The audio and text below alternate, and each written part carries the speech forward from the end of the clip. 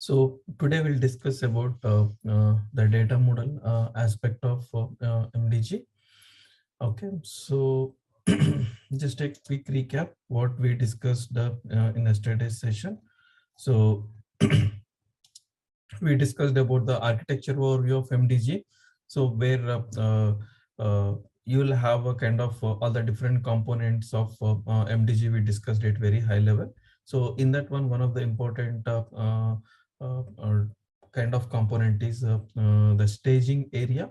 So this particular staging area, what it does is basically if at all you wanted to create any master data using MDG. So first the data gets staged into that particular the staging tables or temporary persistence area.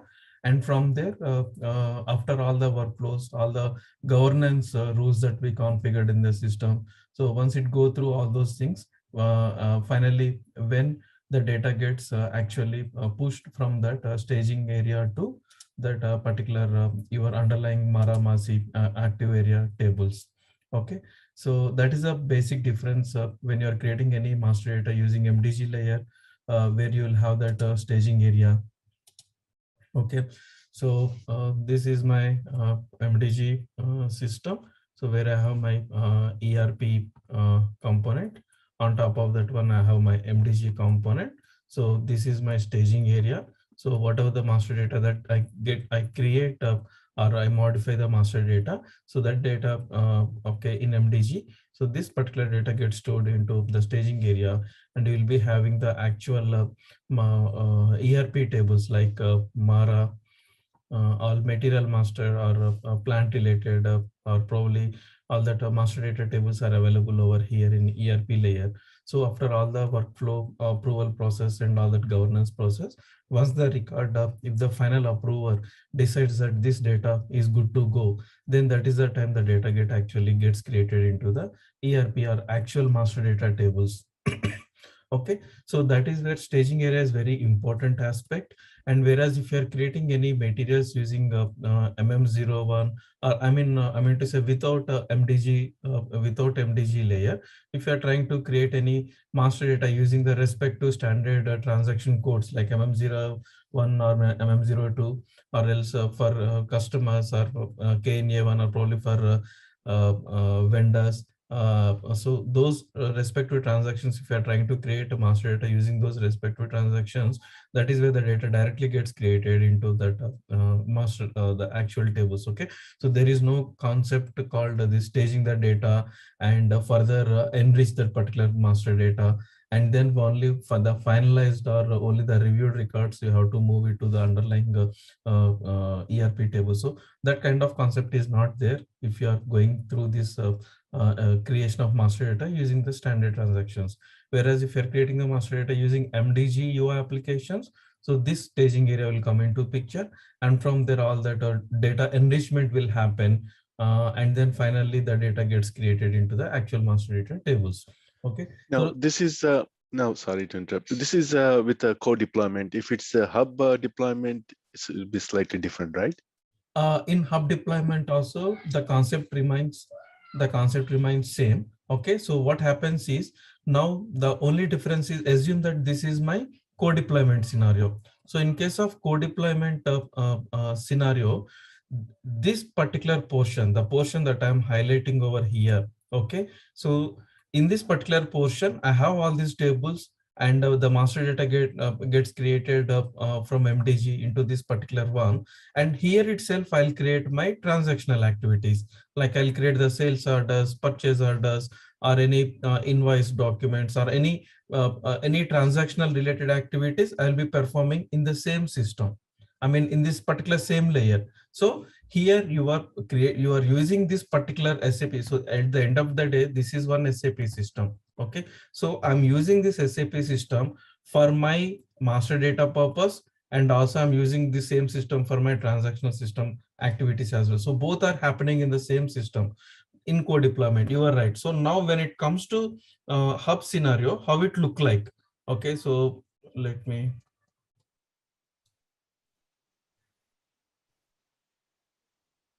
Okay, in case of hub scenario, what happens is the concept remains same. Let's say, for example, this is my SAP MDG system. I have my MDG layer here, and I have my ERP component over here. So the staging area is available over here, and here the actual ERP tables are there. So once the data gets created and gone through the data enrichment governance process, the data gets it's available over here. Now the only difference between this one and this one is here there is no transactional activities in this particular system. Okay, so here in this particular system there is no transactional activities in this particular system. Okay, now only in this particular ERP portion we will use the tables, or probably SAP MDG will use the tables related to the master data tables. If you look at any tables related to the sales orders or purchase orders or any the tables that are the for the transactional activities, there is no, because there are no transactions happening in the system, there is no, you don't find any entries into your those respective tables. Now that happens in a separate system. Let's say, for example, these are my SAP systems. These are my SAP systems where the transactional activities happens in these particular systems. Now what happens is, here also you have this master data, Mara, Marcy, and all those tables. Here also you have that one. Okay, so then what happens is, once the master data gets created, in this particular system, that's where the replication part will come into picture, and it will replicate the master data into the same copy of tables in another SAP system. So once the data once the master data is available in this particular two target systems, then the transaction activities can take place using that particular master data. The only difference here is you will have one single system to create your master data as well as the transactional. In case of hub scenario, this particular system will use only for master data creation, though you have the ERP layer, but we will only use this system for master data creation, and the transactional activities happen in this particular system. That is a difference. Is this clear? Yes. Okay, fine. So now the here always our discussion in MDG starts with this particular portion, that the database tables that we have in MDG layer. So this particular portion we need to look into in detail. Okay, so this particular area we call it as a data model. Okay, so because in ERP, whenever you install that ERP component, okay, by default all those tables will come into picture. Your Mara, Masi, MBK, EMB, EW, LFA1, all those tables will come into picture. But this particular staging tables, it won't be available in any ERP system by default. Only when you activate MDG components, when you activate that MDG related the software in this particular system, that is the time system in the backend, these tables will get generated. Okay, so now these tables we call it as a staging tables. Okay, so in MDG,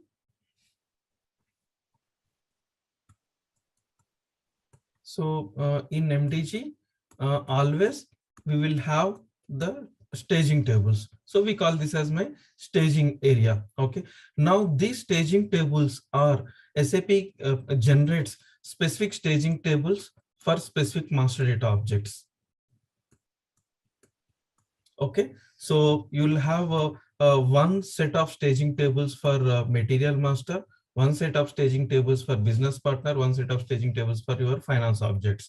Even in the same way, you will have again one set of staging tables gets created for your article master, which is the another SAP out-of-box master data. Okay, and you'll also have one set of staging tables for EAM objects, that is for your equipment, functional location, bill of materials. So this we need to have a separate staging tables for every master data. Behind these staging tables, you will have underlying in your ECC or ERP layer, you will have your MM related, material master related tables, business partner related tables, customer related tables, the actual tables, like I'll say an example here, Mara, and here for BP, it will be but 000 is a table. So these are the standard tables that are already available. Okay, so the data gets stored into your staging tables, and then after at the time of the final approval, what happens is the record assume that this is my material master staging table, so the data will be moved from here to here. And similarly, assume that this is for business partner.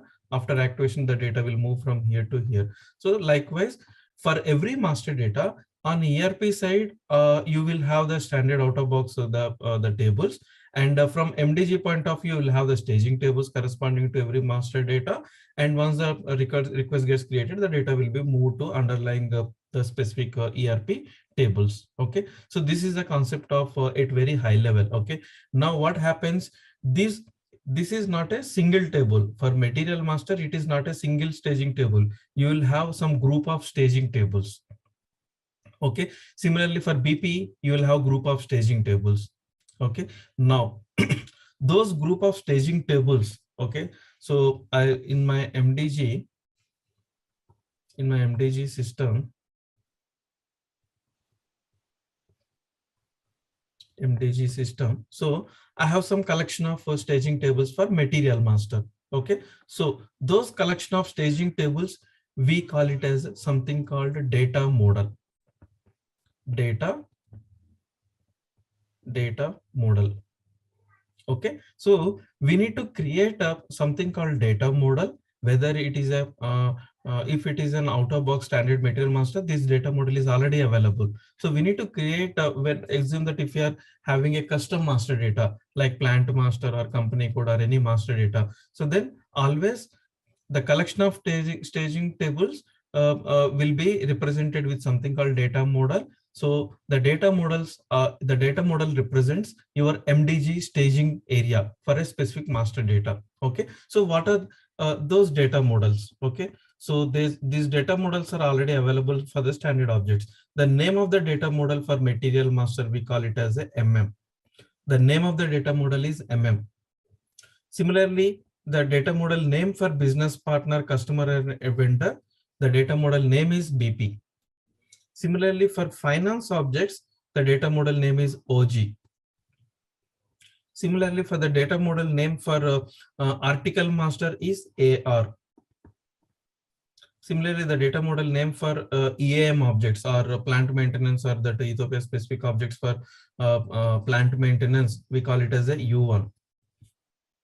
Okay, so these are the out-of-box data models that are available, including SAP partner data models as well. Now, this data model, each data model, if you go in detail, one level down, it will have something called some collection of tables. So what are those tables? In MM, you will have one staging table to store your material basic information, and you will have one staging table to store your plant related information. Likewise, you'll have different staging tables. Okay, similarly for BP, OG, and all other master data objects also. Okay, so in MDG, data model is the first most component to start with any, if at all you wanted to create probably using the custom object framework, you wanted to create your own master data object using MDG. So first we need to design the data model over here, because for these objects, data models are already available, staging tables are already there. The only scenario you come and work on these data models is if at all you need to add some custom attributes. That means extending the out of box of these solutions to include customer specific attributes. But for example, if at all I wanted to create my own master data, then there is no data model. I need to create my own data model. Which means I need to create my own staging tables as well. Okay, so in MDG, we don't create directly the staging tables. Okay, for the custom objects, we do some kind of design in terms of data model. And once you activate the data model, in the backend system automatically generates the staging tables. So usually if at all you have to create a table in SAP, we go to the transaction code SC11. We'll get into SAP system, and you go to SC11 is the transaction code where you create a table, and here you can create some Z table or anything. For standard, you will have something called Mara table, which is the basic table which store the basic general information of your material master. In the same way, for plant and everything, all the tables are available. So first your staging table is also nothing but your this SAP database table only, but we don't directly create that staging table. Instead of that one, we actually design something called data model. And once you do that data model design, and then once you activate the data model, that is the time in the backend system, your MDG framework automatically generates the corresponding staging tables. Okay, so now before going into the data model topic, okay, we have something called okay, so this is the master data overview out of box. Okay, so in the data model topic, okay, so something we have before getting into the system, there is one important concept over here for the data models. Okay, so what is that thing? There is something called reuse versus flex model. Okay, so reuse versus flex model. What does reuse and flex data models? Okay, so let's understand this reuse concept versus flex concept, and then we will get into the system and we'll see how the MDG UIs look like. Okay, so we are talking about reuse. Okay, so reuse. So what does this reuse means? What are the concept that we just learned about the staging area? That is exactly the definition of your reuse mode. That means this is my MDG system. Okay, so I have my underlying ERP component. On top of that one, I activated my MDG related components. So system generated one data model, the staging area for my material master object. And here I have the ERP related tables for my material master, like Mara table. I'm just taking example of Mara table. So likewise, I have some collection of tables over here, which will store the data. So what I said earlier was, user will log into MDG system. He will actually open a material creation UI application. He will enter the data. Once he enters the data, then what happens is the data gets stored into this particular staging table. That record gets inserted into the staging table. Now on this staging record, it will go for the workflow process. Like it depends on the process that you define for that particular material, whether it is one level approval or two level approval or auto approval, parallel approval, and all the data enrichments, all the deduplication logic, and all the standardization processes. So that we will be discussing all these governance processes. After all those processes, finally what happens is, once the everything is fine, so the steward or someone will actually approve that or finalize that particular record, so that the data will be actually moved to underlying Mara Masi tables, the ERP tables. Okay, so that means this process, this particular concept, we call it as a reuse mode. So for whatever we learned, so this concept we call it as a reuse mode. Why I'm saying it is a reuse mode? Because this is my here I'm using this particular ERP tables, the underlying Mara Masi tables, to store permanently my master data, because this is a temporary area. So this particular staging, this is a temporary area until the record gets approved. The data will be there in the staging table, but this is my permanent area. So what happens is, here we are reusing this particular the ERP underlying ERP tables. These tables we are reusing to store your the master data. So that's why this particular concept we call it as a reuse mode. So once the data gets created into this particular ERP layer, okay, after activating this particular record, then what happens is you will have a normal your target systems. Okay, so as soon as the data gets created, inserted into these master data tables, then you also have your Mara table, Mara or the database master database tables over here as well. Okay, so what happens once the data is available in my MDG system, the Mara table of MDG system, after that the data will be replicated to or distributed to this particular respect to target systems. Okay, so actually I need the master data in these particular systems because I want my actual transactional activities are happening over here. Okay, so now I'm using this the underlying ERP layer or ERP tables to store that particular master data, and I can replicate to that particular target systems. So, okay. So whether some materials might be available here, some materials might be available over here, but I will have the consolidated view of all the master data in this particular system. Okay. So we are reusing these tables to store permanently our master data. So that's why we call this as a reuse mode. Okay. Any questions on this? Okay. So now let's go to the other one, flex mode. Okay. So what happens in case of flex mode? Okay. So in case of flex mode, what happens is you have your SAP MDG system. Okay. So ERP component and MDG component. I have my staging table over here, the actual the master data tables over here. Okay. So as I said earlier, user will log into MDG system. He will maintain the data and he submits that request. The data gets stored into my staging table. Now, after this, after all the approval process, everything is done. We are talking about the flex mode. Okay. So after all the approvals, unlike your reuse mode, the data, I mean, the staging record, we call it as an inactive record, and the data that stores that is available after all the approval process, that we call it as an active record. Okay. So that means what happens is after all the approval process, unlike your reuse mode, the data still remains there in my staging table only. Okay. This is again another approach. The data will be available in staging tables only. So I don't want it to move the master data as soon as it gets approved into the underlying ERP tables. Let that record will continue to be there in my staging table only. Okay. So this is again another approach. We use this approach for certain cases. I will give some examples. Okay, but the difference between reuse and flex mode is, in case of reuse, once the approver or final approver approves that record, the data automatically moves to your underlying ERP table. We no need to write any logic. The standard MDG framework will take care of that.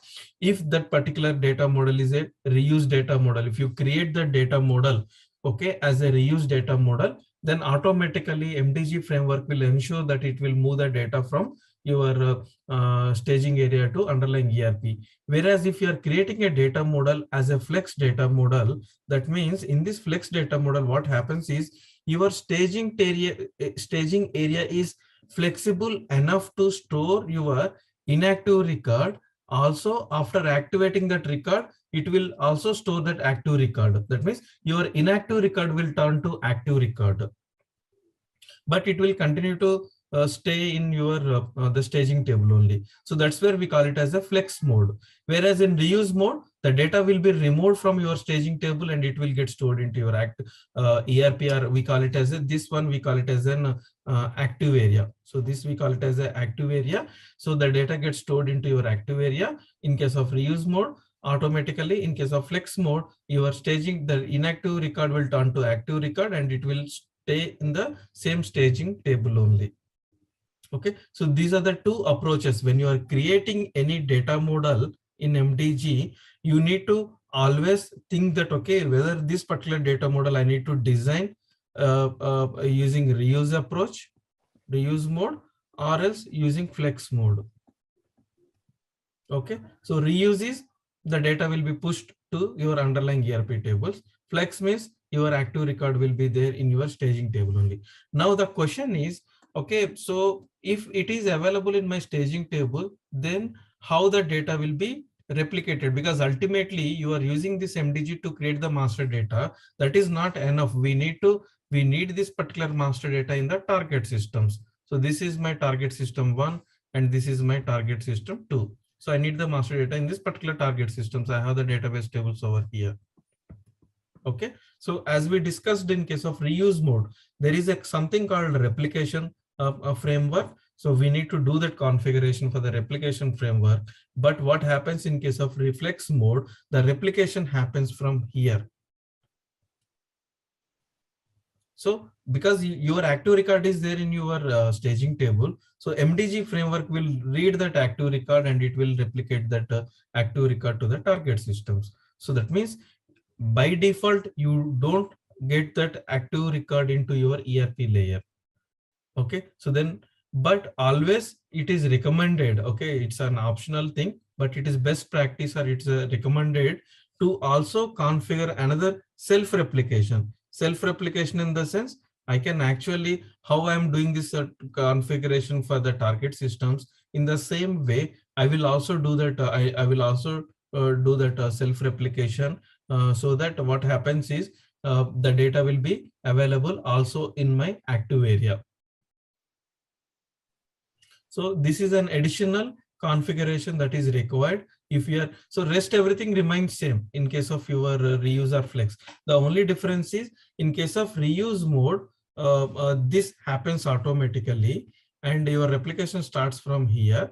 But in case of flex data model, you need an additional replication to replicate the master data from your staging table to underlying ERP tables. Okay. So is this clear, the difference between flex versus reuse mode? Yeah, it's a clear, but I have one question here. Okay, so you said like when we enter the data in MDG, right? Okay, so data is stored as a like inactive mode, right? Okay, so how it's activated and means, okay, what we have to do the activity data to import the data in the transactional system of like T1 and T2. Okay, so you have something called data replication framework. So DRF is a one configuration. There we will be discussing how I can actually replicate the master data from MDG to the target systems. Okay. Okay, so here we will be exclusively discussing about integrating to your MDG system with the target systems, how to configure to replicate the master data. Okay, so once you do that configuration, MDG framework will automatically initiates this. It calls this replication framework once the final approval is done on that record. Okay. Okay, what do you mean by the final approval? Okay, this is like the approval from the business side, okay, to initiate the process, or we have the approval process in the system. Okay, so we have to approve, then it will initiate the data. Yeah. So I'll explain that concept. Okay. So what is that final approval concept? I'll just explain. So, but did you understand that reuse and flex concept? Yes. Okay. Very well. Yeah. Now coming back to in MDG, how it works exactly. Okay. So the replication, what point of time, what do you mean by this final approval and all those things? Let me just explain in a simpler way. Okay. So, okay. So you have something called requester. Okay. Requester means any person who is actually associated with this master data creation. So a requester will be there. So what requester will do? Okay, so let me also show you. Okay, once this is done, I'll show you in the system. So this is a kind of requester. He will log into MDG system and he will enter the master data. He'll open that UI application. He will enter some data. And once it from his side, he is done everything. What he will do is he will submit that request. Once he submit this request, assume that we have another step. Okay, so where the data the submitted request will be come to this particular group. Let's say, for example, we can call him as an approver step. Okay, so that request will come to approver, and when approver opens his inbox, okay, and he will look at this again, you'll have group of people. So this approver will open that request, okay, and he will review the data entered by the previous requester, and if there are any changes are required, he will correct the data, okay, and he can actually approve from his side. He approved that request. So once he approves this request, and it goes to, again, I assume that I have another step. This is a steward step. Steward. Okay. So again, here you will have some group of people.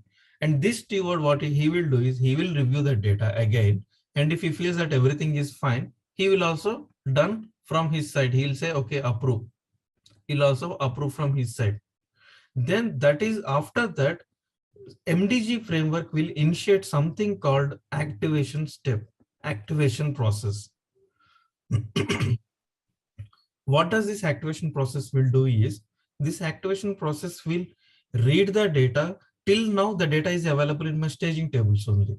So this activation process will read the data from your staging table, and it will try, depends on your reuse mode versus flex mode. Assume that this is a reuse mode. So then what happens? If it is a reuse mode, it will read the data from the staging table and it will insert the data into your ERP tables. So that will be done by this particular activation step. So this is programmatically happens by the MDG framework. Now this activation step usually will come, we will configure when you are designing your MDG workflows. Now what happens is, this is the last step we configure, always the activation step. So once you configure this whenever you call this activation step, that is the time your data will be read from the staging tables and it will push to your underlying the ERP tables. Okay, so once I call this activation step, that then the data will, after successful completion of this my activation step, what happens, the data will be removed from the staging table and it is already available in my Mara-Marcy table. And then your replication framework will start and it will try to distribute the master data. But technically my workflow is completed at this step because the data is already created in my underlying Mara tables. So my workflow is completed over here. So this is the process. Now here, before calling this activation step, I am having two review processes. Assume that you have another scenario where requester will log in, he will submit the data, and business said that I want only one level approval. Then what we will do? We will add only one approver step. Okay. And after once the approver approves that record, then here I'll call the activation step here itself. So that when I call this activation step here, this is like one level approval process. So that the data will be read from the staging table and it will try to insert the data into my underlying ERP tables. And once the activation process is completed, then my workflow is completed. This is one process. I will have another. So these are the different processes. This is process 1. This is process 2. And another one, assume that I have one more process. Requester will log in and he will enter the data, and there is no review process, approve process in this case. Business says that, okay, for these kind of materials, whenever requester log in and enter some data, so we don't want any approval process. That means once the requester submits, it should automatically get approved or activated. In this case, what I will do, I'll call the activation step at this one. I don't actually add any approval step. I'll just simply call the activation step. Now again, my workflow will be completed over here. Okay, so this particular activation step is the final step technically. So from the end user point of view, what happens? End user point of view, you can see only requester. Okay, from end user point of view, you will have only requester step, approver step, and you will have only the steward step. But in the backend technical, I need to configure this activation step. So that this activation step, what it will do, it will read the data from staging and it will insert into that active area. Okay, so whether it's a one level approval, 2 level approval, or it can be parallel approvals also, parallel approvals. So ultimately, after all those things, if I'm moving ahead by approving one after other, finally, this is the activation step where I will actually activate that record, or actually I'll create that record in my ERP tables. Is this clear? Yes, okay, it's clear. Just a question here. Means okay, you said suppose okay, based on the business scenario, right? Okay, it may be like one approver views, or maybe two approver views, or maybe direct. Direct. Okay, it can be activated and go to the workflow, right? Okay, so if suppose approver is receive the request, right? Okay, from the requester. So in that case, how the approver will make sure that all the information is correct? Okay, say I take an example of uh, a supplier, right? Okay, I have received an invoice. Okay, but okay, this is a new supplier. Okay, for my company, right? Okay, so requester is enter all the details. Okay, whatever supplier details like vendor name, vendor address, payment method, and even the EFT bank details also, right? Okay, but this all this invoice, okay, having with the requester, okay, not with the approver. Then how the approver will make sure these all the data is correct? Okay, name and address, okay, it's fine. Okay, suppose okay, the bank account detail of the supplier, okay, it's linked with the MDG data also, right? Okay, so in that case, okay, means uh, how the approver will make sure the information is correct. So there here we are talking about three type of validations. Okay, so one is in this example, what happens? Let's say, for example, requester, he'll enter the data like his address data and bank details. So because requester along with his name and bank data, and with which company code he wants to do business, what is the purchasing organization he wants to do that particular business, so all that information will be entered by requester. Then when it comes to approver, okay, first thing is this address data. Of course, you can have some additional checks by integrating some external validate address standardization microservices or anything. Okay, so you can actually validate with the address by using some external sources. Okay, so that will be systematic check, where I will configure in such a way that at approver step, whatever the address data it is already available, okay, I will actually make a call to the external system and validate the data. And if the address, if there is any change in the address, it will propose that to that approver that, okay, so based on this particular thing, when I connected to this microservices, so this is the address. So which address you wanted to choose? Because when you connect to these microservices, it will give including your coordinates and geographical coordinates and everything, accurate address. I might be entering road number 10 and probably some XYZ street. Okay, but in that road number, the requester might enter only road number 10 and XYZ street. But in that road number 10, you might see some 10 houses. So which house you need to maintain? So that level of accuracy, when it connect to that microservices, it will propose that 10 addresses, everything remains same, with the house number is different. Then that is the time actually either approver, he will make a call to the request, or he will connect with that supplier, some offline process. They need help from that requester to provide that right house number and all those details. Otherwise, the approver will reject that request. He can also reject that requester, where it will go to the requester and requester will make a call to that the supplier, and he will get the correct address and he'll enter that address and he will resubmit that request again back to him. Okay, so here we are talking about two type of checks. One is the requester has to enter the right information, and that information we will programmatically we will connect to some external systems in case if it is required, and we will do that the validations or the checks or the data enrichment using this approach. Okay, programmatically we'll do certain checks will be done by programmatically. Few things has to be maintained by the requester.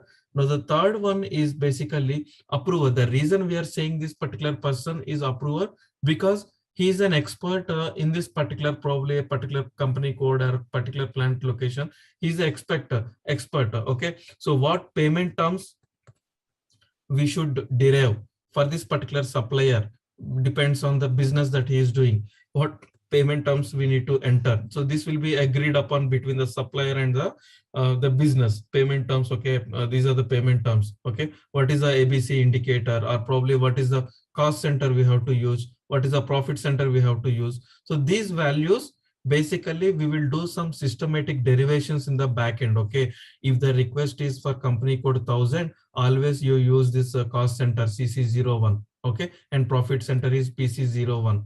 If the request is for 2000 company code, then that it will be always CC02 or PC02.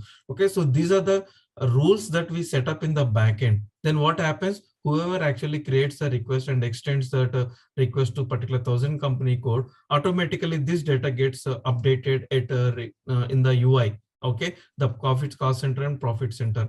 Now approver also should be aware of that information. He will just validate the data. That is the reason we are calling him as an approver, because he is an expert in that particular area, so that he can validate the data. So one is certain rules will be like these kind of derivations we will set up in the backend.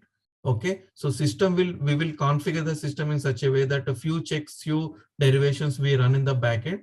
Okay, and few things has to be entered by the responsibility should be lies with the supplier or with that actual person. Okay, and the third thing is where the approver or stewards, because we are calling them as an approvers or stewards. So that means they should aware of all this information, and they should be able to identify which is right information and which is wrong information.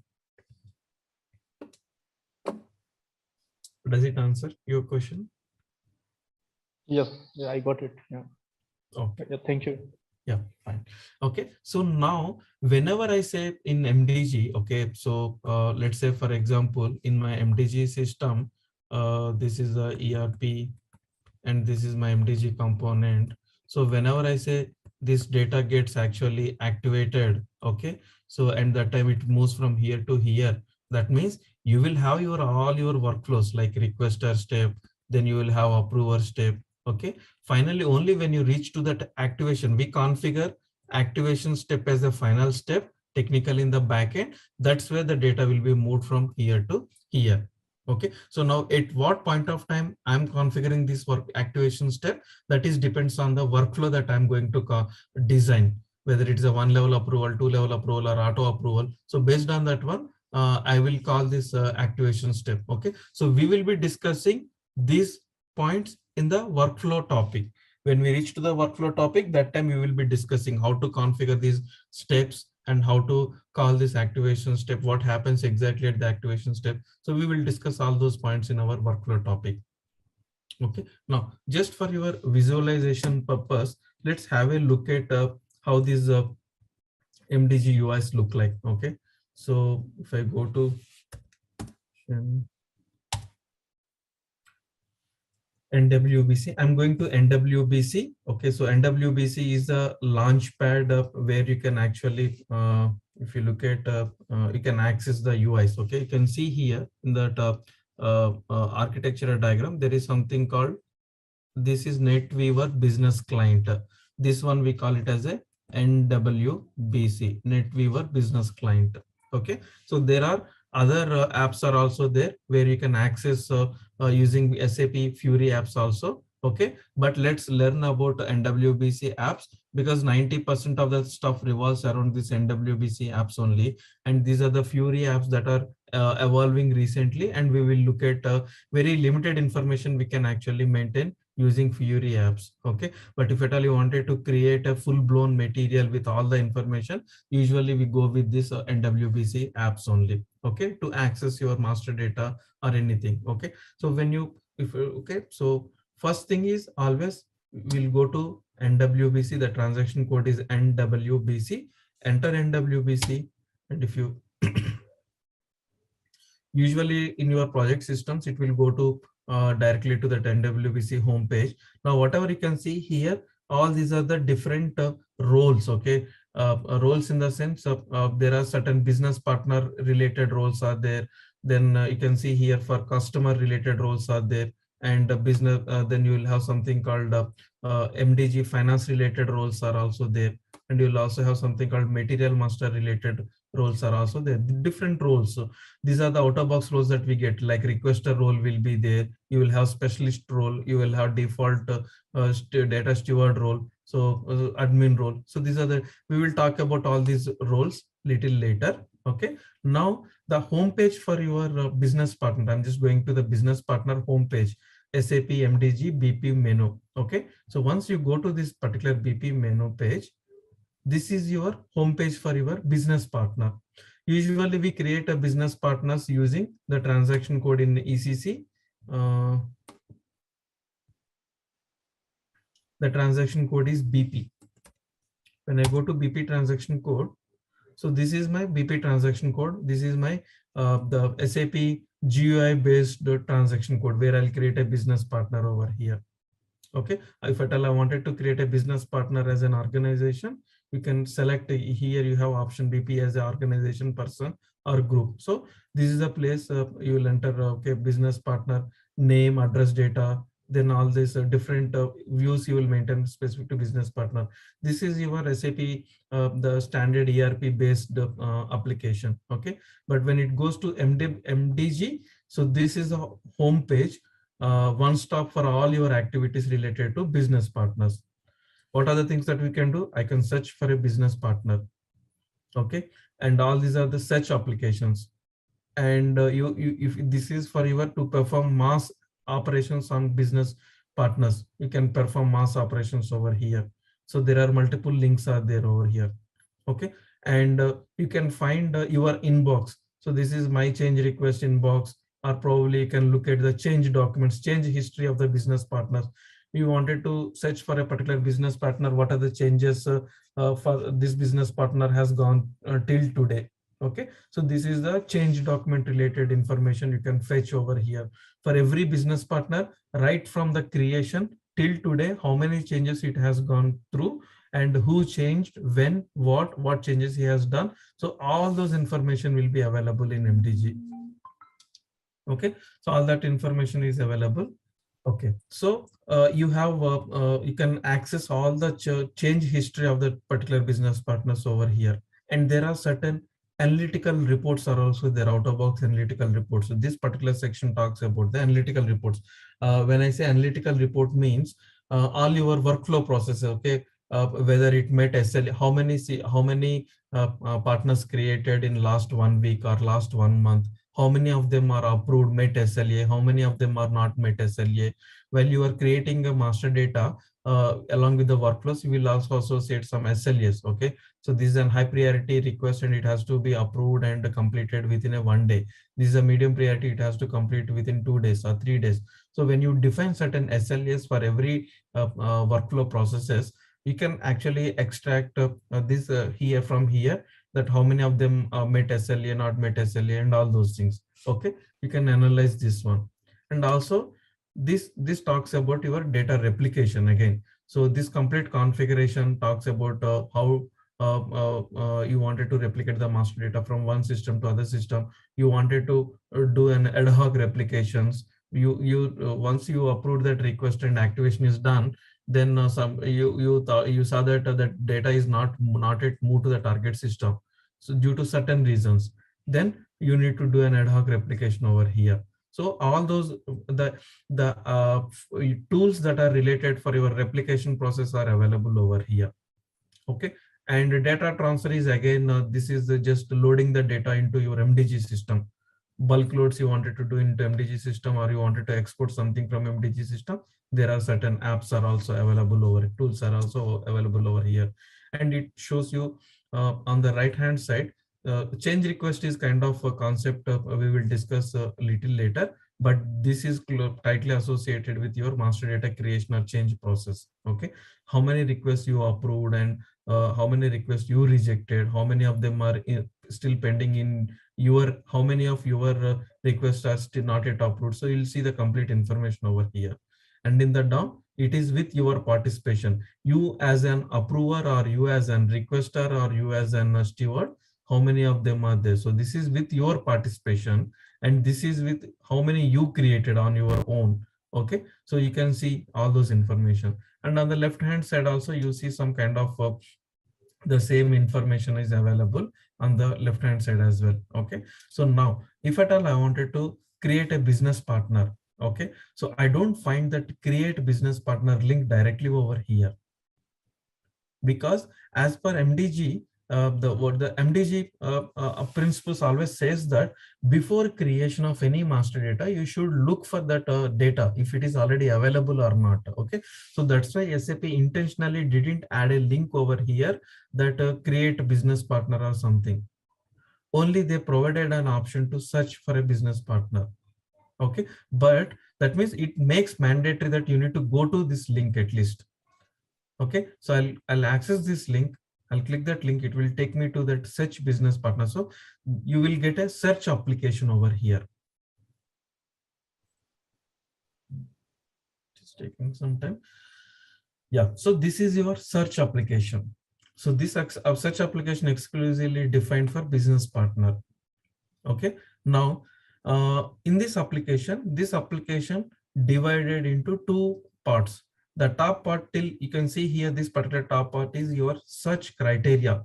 On based on what conditions, what is your search parameters? Okay, I wanted to search a business partner based on certain search terms or name one, name two, or probably I wanted to, if I know the business partner number directly, I can enter the business partner number over here. So I provide my criteria, and you can see here very limited attributes, but this can be actually, you can actually add more attributes over here. Okay, so search applications is one of the topic that we are going to discuss later in this course. Okay, so that time we will discuss in detail, but you can see based on certain parameters, but it is not limiting to only these parameters. You can add more parameters also over here, either the standard parameters or your custom parameters also you can add over here to search your business partners. So based on certain parameters, once I enter my criteria over here, and when I click that search button, this is the time system will go and check the data from the database tables, and it will show me all the available business partners depends on my criteria over here. Okay, so now whatever the business partner I'm trying to create, so assume that I will enter some partner name or something, and I'll try to search that one. Okay, so if I find that partner that I'm looking, well and good, I no need to create. If I don't find that partner, then from this search application, I will get an option to create a new partner. You see here, you can create a new business partner as an organization, as a person, or as a group. So I can create a new business partner from here. So they have provided that link over here, so that at least they'll make it mandatory to navigate to the search application, whether you search it or not, but you'll have that option over here to create a business partner. You can click on this particular option. So it will ask something called change request type. We will discuss about the change request type later. Okay, so I choose one CR type, and if I go further down, this is my BP creation screen. Similarly, the BP transaction code, when I enter that BP transaction code, what are the information that I can maintain using that? The same information I can also maintain using MDG UI applications.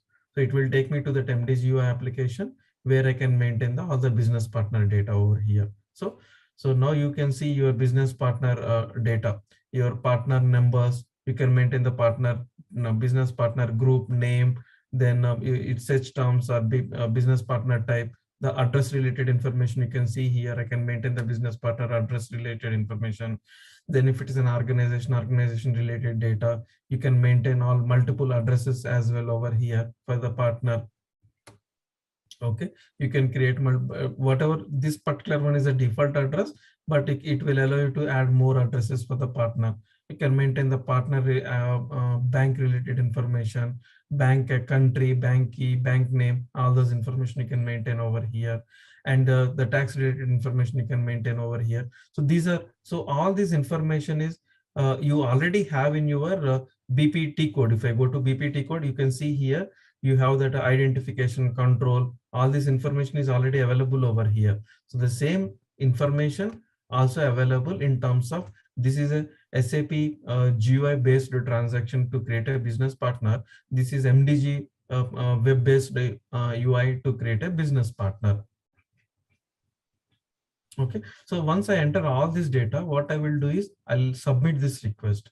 Once I submit this request, assume that if I configure some workflow in the backend, that's where the workflow will come into picture, and it will actually submit, depends on the workflow. If you configured any approver in the workflow process, this request will be submitted to that approver, and from there it will go to the next level, depends on all those options. And finally the final approver approves, then that is the time where we backend programmatically we add an activation step, and that activation step, it reached the activation step, and at the time of activation step it will read the data from the staging table and it will actually create into my ERP table. So that's how the master data gets created. Okay, so now any questions on this? Yes, actually, I have one question. This was how do you identify if this is because BP means a customer or vendor, right? How do you, in the UI, how do you differentiate if this is for a customer or if this is for a vendor? So yeah, it is depends on the configuration. What happens is we do that configuration. Let's say, for example, BP grouping. Okay, so you do that is basically from your CVI configuration, customer vendor integration configuration come into picture. Okay, so that means depends on the BP group I select over here. Corresponding to this one in the backend, I will configure. Okay, for this particular business partner, this is the vendor account group or vendor group. So system automatically, once this record gets activated, system also in the backend it creates a vendor. Okay, and the vendor will have the same address that I maintained over here, and their vendor will get the same bank data that I maintained. So all this information will be translated into the vendor related information as well. So when you create a business partner, technically in the backend it creates two objects, one business partner, another as a vendor. Okay, and here itself you can also create vendor. You can see here something called relationship. Okay, in the relationship I can create a new partner, or I can add a new partner or a new vendor or anything I can also create over here. Okay. So here, sorry, not this one relation. This is the one roles. That the role. Okay, when if you add this particular role, it also creates in the backend vendor. I can also add a role specific to customer related role as well. Let me. Okay, so. Okay, so the BP role determines whether it's a customer or vendor. Exactly. And how it's configured in the backend. Is that correct? Yes, that's true. That's true. So now see here, I can also create. So one BP can have one vendor and a customer also. Okay. So now once I add this one, you see here, I can actually go and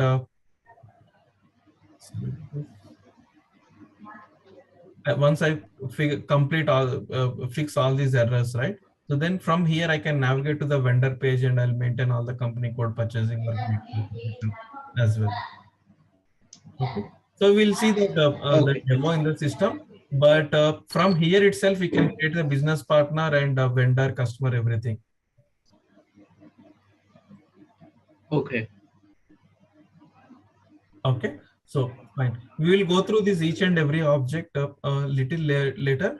Okay, so at very high level, so you'll have similar kind of home pages for all masters, for material master, even for finance also. Okay, so this talks about your the master data search application, and when you go to the search application, it's not only you can search and you can actually create a new master data. You can perform lot many activities from the search application. So that is one stop for all your activities.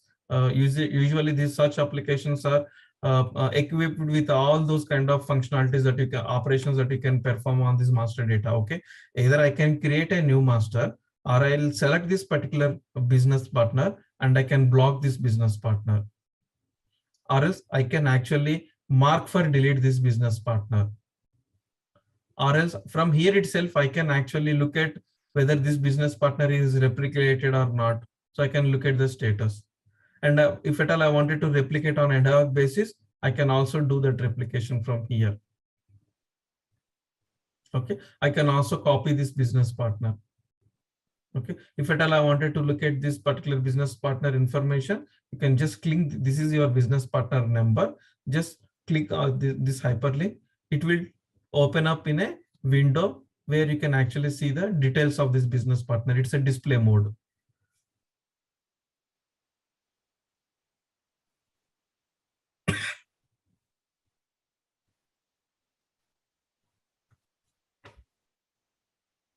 Okay, so you can look at the business partner. It's in display mode, the complete information of the partner. So this particular business partner also linked with some vendor. Okay, so it also has a particular vendor, and then the vendor address data, bank information. There's no bank maintained. You can create a new bank. You can maintain the bank information. So likewise, you can actually look at that complete information of the business partner. Okay, so you can actually, whatever the operations or activities usually you perform in the ERP for a specific business partner, so you can do all those activities from here itself. Okay, now let's also have a look at the material master homepage similarly. Okay, for that one also, always go to NWBC. Okay, go to NWBC. This time I will select material master related the role. Okay, so it will be menu 06. Okay, so we'll talk about these rows later. Okay, so now you can just focus. This is the home page for your material master.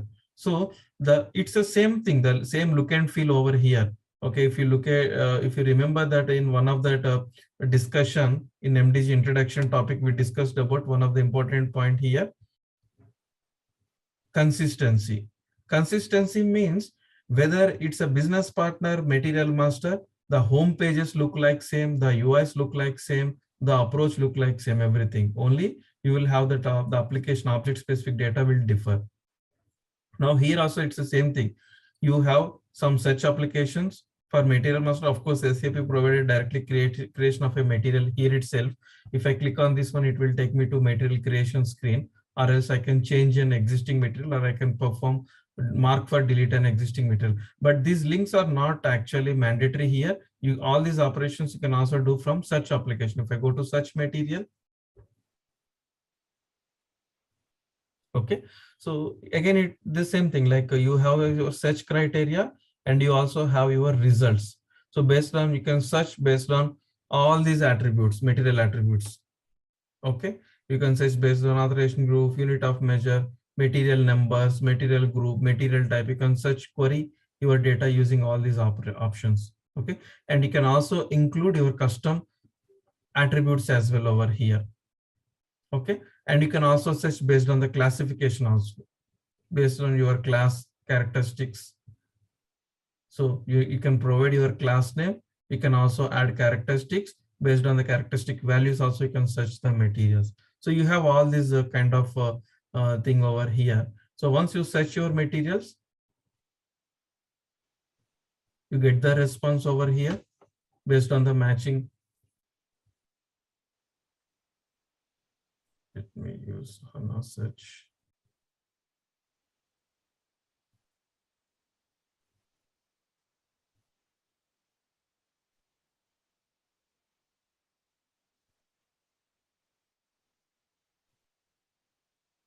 Yeah, okay, so you got the result over here. We'll talk about the search methods in when we are discussing about the search application. Basically, to give an idea which search technique you wanted to use. You wanted to search based on HANA, or you wanted to search based on the truck search or enterprise search, or else you have different type of search methods. Okay, so we'll discuss in detail later, but based on that one, once you search your data, and again here you have an option to create a new material, or you have an option to copy this existing material, or you can select multiple materials from here, and you can initiate a mass change. This is also one way of performing mass operations. You can look at the change documents, change history of these materials. You can look at the replication status of these materials, and you can also replicate the data from here, ad hoc replications. So basically you can perform almost everything from here for your material master object. Okay, so along with this one, you also have other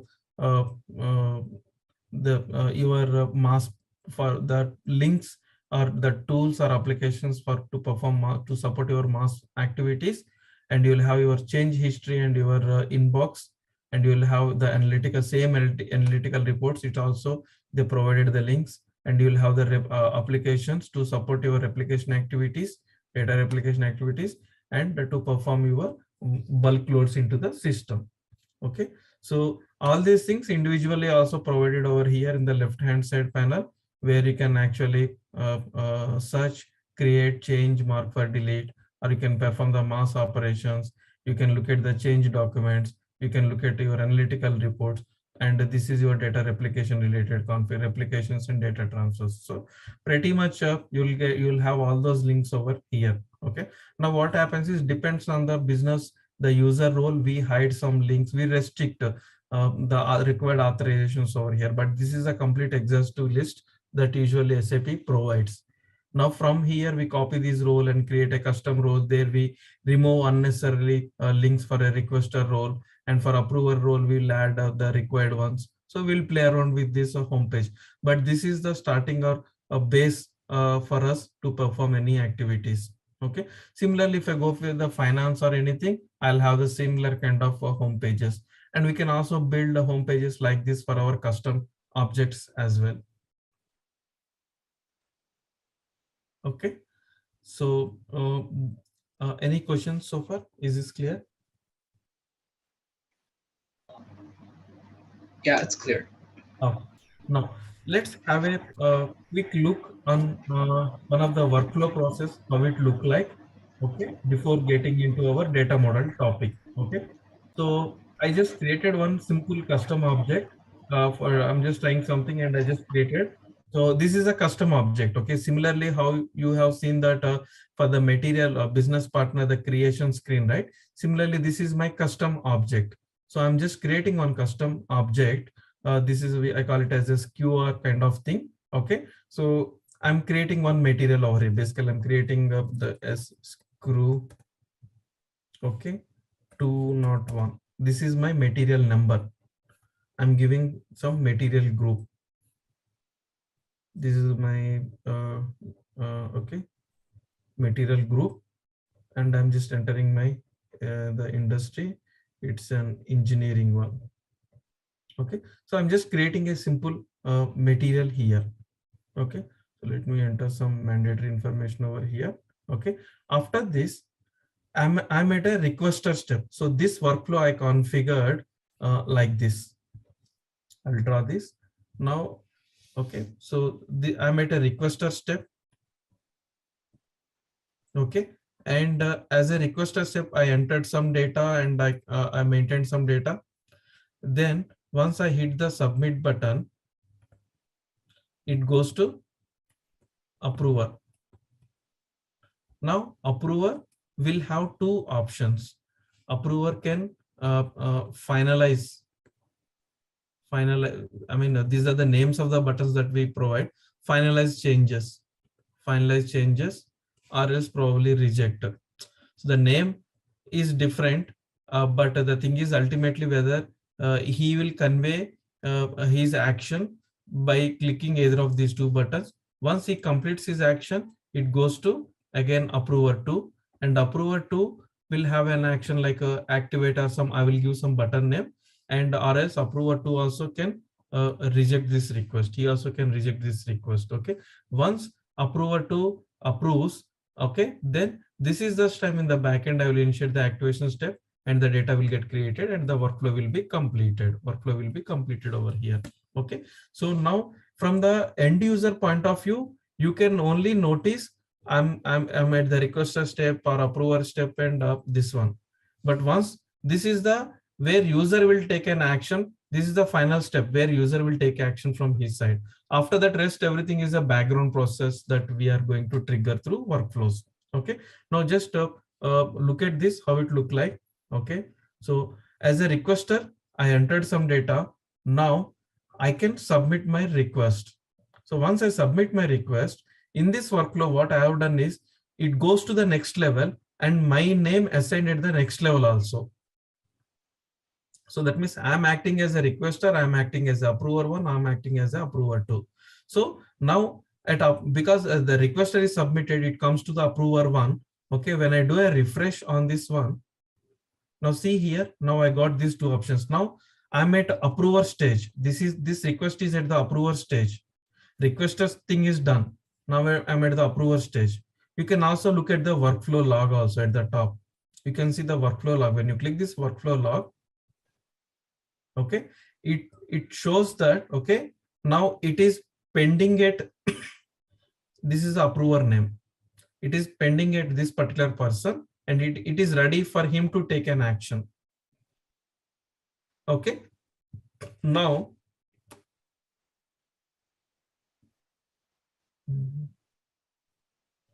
came to me. Okay, so now as an approver, I have these three options. So these are the actions that we can provide during the workflow. I mean, when you are designing the workflows, we will discuss about these actions. But now I reviewed this data. This data looks fine to me. So I wanted to say that from my side, I wanted to approve. To approve this, I have this option, finalize processing. So I'm finalizing from my side. So I'll click this particular button. Now here, what happens is this particular step is done and this is done. Now it will go to this particular person to approve this request. So when I do a refresh, it came to me. Now we are at this particular stage. Now we are at this particular stage.